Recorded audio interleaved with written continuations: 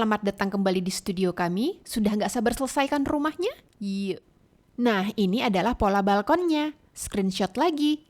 Selesaikan semua bagiannya sama persis seperti cara menyelesaikan lantai dan plafon. Ini satu titik lampunya. Dari atas seperti ini, kita tutup dengan cara yang sederhana aja. Ini akan jadi lantai dari balkonnya. Dan bagian bawah yang berstiker motif kayu ini akan jadi bagian langit-langit dari area pintu masuk. Nah, ini bagian dinding-dindingnya semuanya sudah ditimpa buku seharian dan lemnya sudah kering sempurna, siap untuk dipasang. Begini cara pasangnya. Kamu tinggal nyontek aja dari gambar pola yang aku gambar di awal tadi. Aku lem pakai lem putih, tapi kalau kamu mau pakai lem tembak, boleh. Karena menurutku nggak terlalu besar, masih memungkinkan pakai lem tembak. Dan untuk bagian yang terakhir ini, kamu ukur dulu sebelum kamu bikin, supaya hasilnya tuh benar-benar ngepas. Tuh, belum dilem aja udah pas. Dan sambil menunggu lem balkonnya kering, kita ke bagian lain dulu. Kita mau menutup bagian tepi dinding yang masih terlihat tekstur kardusnya. Pakai kupasan kardus seperti ini. Tapi kamu juga bisa pakai kertas tipis apa aja loh. Jadi seluruh bagian tepi yang masih jelek kita tutupin. Untuk yang nggak terlalu terlihat seperti di bagian atas ini boleh kamu skip. Tapi kalau kamu pengen ini jadi super rapih ya boleh-boleh aja kamu tutup semua. Dan nggak cuma tepi dinding ya, ini bagian sambungan yang sekiranya masih jelek, kalau pengen kamu tutup, ya ditutup aja. Kamu bisa pakai potongan yang lebih lebar untuk dilipat seperti ini. Untuk bagian jendela kamu selesaikan sebelum kacanya terpasang ya. Nah, selesaikan semuanya menggunakan lem putih dan kuas, dan ini hasilnya. Selanjutnya, kita akan melapisi dinding dengan lem putih dan kuas lagi, sama seperti mengecat. Tujuannya supaya dindingnya menjadi tahan air. Lem putih tuh kan kalau kering jadi mengkilap dan mengeras seperti plastik. Jadi dindingnya tuh bakal lebih bagus. Kalau belum kering sih bakal berantakan kayak gini. Tapi begitu kering dia jadi rapih sendiri. Tapi kalau kamu mau mengecat rumah ini sebenarnya lapisan lemnya udah nggak perlu lagi. Balik ke balkon, jadi lapisan lemnya cukup di sisi paling atas ini aja. Untuk sisanya nggak usah karena aku mau pasang dekorasi dengan material yang lain. BTW, ini loh tempat lampunya. Ceritanya ini di bawah lantai gitu, jadi gampang kan nyalainnya. Terus karena ini lampu di bawah pintu masuk utama, aku mau agak beda. Ini aku potong gelas kertas mini gratisan dari toko kopi, lalu aku cat hitam, lalu aku tempel aja di sini. Lalu balik lagi ke dinding balkon, kita akan butuh infraboard 3 mm seperti ini. Aku pakai warna coklat untuk variasi dinding supaya kayak kayu. Dan yang hitam ini akan kita pakai untuk bahan atap rumahnya. Jadi untuk variasi dinding garis-garis, aku potong-potong 3 cm. Lalu bikin penggarisnya dulu untuk ukurannya, ini jaraknya. Kamu tandain di sini. Lalu ditempel deh pakai lem putih atau lem tembak. Hasilnya seperti ini, jadi nggak polos-polos amat gitu loh. Nah, ini dia lampunya. Ini bahkan nggak aku selotip, cuma aku gulung-gulung doang. Udah nyangkut. Lalu kita pasang di sini. Cara pasangnya nggak ada aturannya. Boleh miring-miring atau terserah aja sesuai desain kamu, jadi bisa berubah-berubah. Tapi kalau kamu butuh tiang tambahan untuk penyangga balkon, kamu bisa bikin sesuatu kayak gini dari pipa kertas seperti ini. Aku pakai pipa bekasan, lalu boleh kamu cat atau dilapisi kertas. Ini aku dilapisi kertas, dilem biar cepat.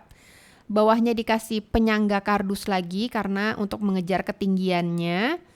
Kamu cari aja, tingginya itu harus sama dengan rumah plus atapnya nanti. Ini belum aku lem karena aku lagi ngukur. Udah jadi deh. Mundur sedikit, aku mau selesaikan bagian lantai 1. Ini bagian rumah yang paling besar. Jadi ini dinding dengan bagian lapisan lem yang sudah kering. Kelihatan beda ya? Tuh, dia jadi lebih glossy gitu loh. Nah, bagian yang ini aku skip karena aku mau kasih variasi garis-garis dari infraboard sama seperti balkonnya. Ini aku bikin penggarisnya dulu supaya ada titik-titik panduannya di atas dan bawah. Dan begini jadinya. Selanjutnya kita butuh atap untuk menutupi bagian instalasi lampu di langit-langitnya.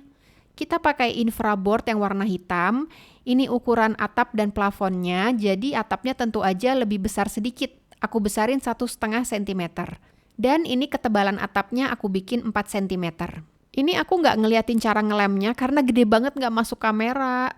Jadi kalian pakai lem tembak, lem di sisi ini lalu tempelin seperti ini.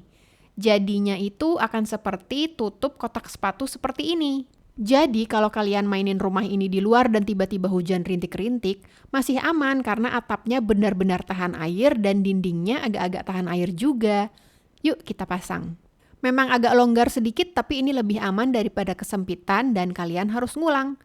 Untuk pintunya aku buat dari 2 lapis kardus 3 mm yang ditumpuk, jangan lupa arah teksturnya disilang. Biar nggak melengkung kita timpa dengan buku berat seharian. Setelah itu kita lapis lagi dengan kertas pewarnanya. Aku pakai karton buffalo, warnanya terserah kamu. Dan ditimpa lagi seharian. Jangan bosen ya. Dan handle-nya aku bikin pakai sumpit, kamu juga bisa bikin pakai dowel kayu.